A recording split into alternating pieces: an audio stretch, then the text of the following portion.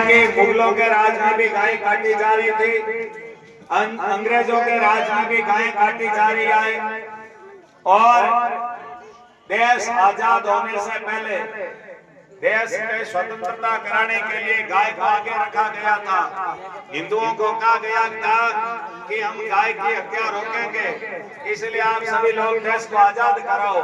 तो हम सब लोगों ने उन देश के महात्मा गांधी वगैरह कहने उन लोगों के कहने से भावना में आ गए, और हम लोगों ने गाय के लिए वो आंदोलन छेड़ा।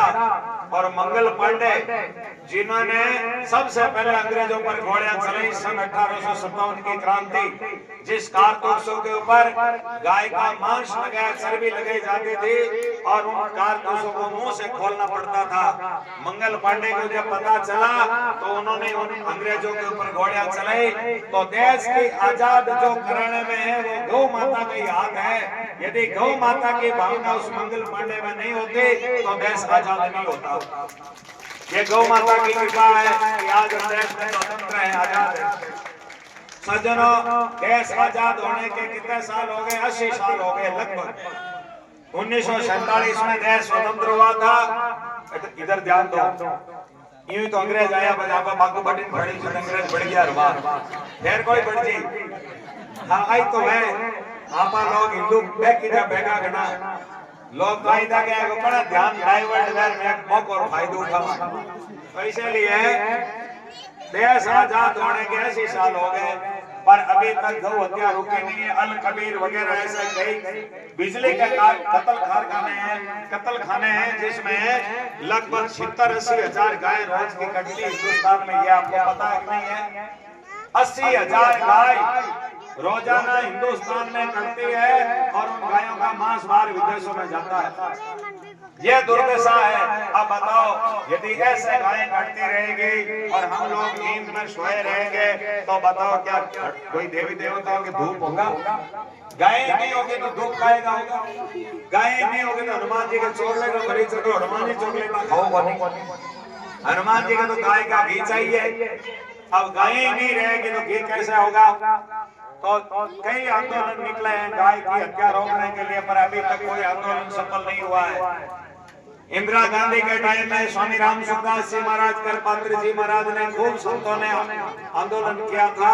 उस समय इंदिरा गांधी ने संतों के ऊपर गोलियां चलाई, कई संत मारे गए और कई संतों की लाश जमुना जी में फेंक दी गई। उस समय करपात्री जी ने कहा था मेरा वंश खत्म हो जाएगा। और देख लो, ये गाय माता का आशीर्वाद आदमी को जमीन से आकाश में पहुंचा देता है, और गाय माता का श्राप लगता है तो आकाश से पाताल में चला जाता है।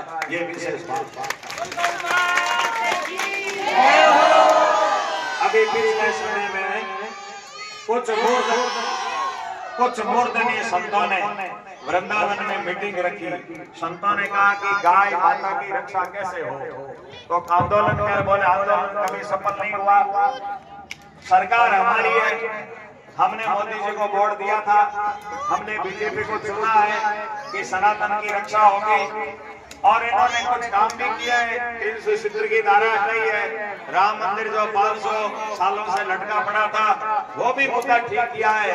परंतु अभी तक जब तक हम सब लोग जगेंगे नहीं और गौ माता के लिए मांग नहीं करेंगे तब तक सरकार का मन होते हुए भी सरकार काम नहीं कर पाएगी। हम सब हिंदुओं के अंदर जागृति हो, इसलिए संतों ने एक अभियान चलाया है, गौ सम्मान आह्वान अभियान। अभी आपके सामने पम्पलेट आया था।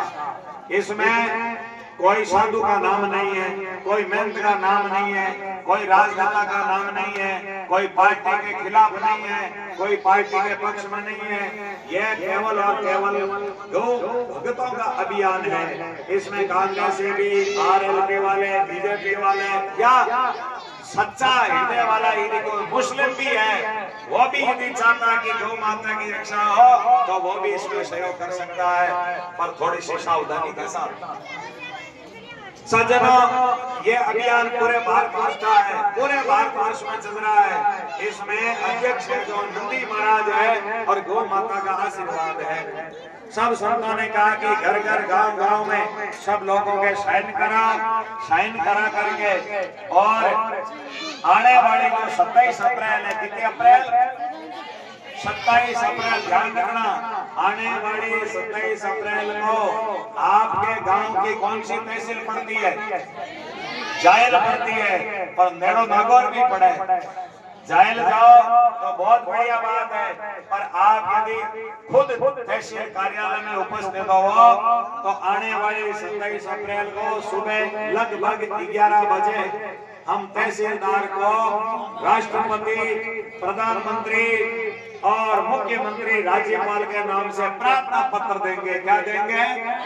हाँ, हम ज्ञापन नहीं देंगे, हम धरना नहीं करेंगे, हम प्रदर्शन नहीं करेंगे, हम जिंदाबाद मुर्दाबाद नहीं करेंगे, हम कीर्तन करते हुए जाएंगे और गाय या गाय की बच्चा को लेकर जाएंगे। गाय खुद अपनी रक्षा के लिए वहाँ प्रार्थना देगी। प्रार्थना करेंगे प्रधानमंत्री जी से, राष्ट्रपति से कि मोदी जी मेहरबानी करो, सारे सनातन धर्मियों की इच्छा है कि हिंदुस्तान में गौ हत्या नहीं होनी चाहिए।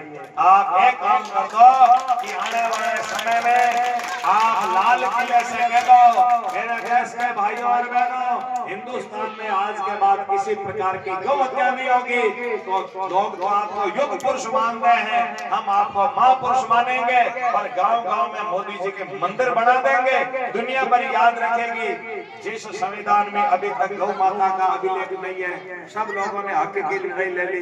विकलांगों ने कहा हमें अधिकार दो, एसटी एससी ओबीसी वालों ने कहा हमें अधिकार दो, ले लिए।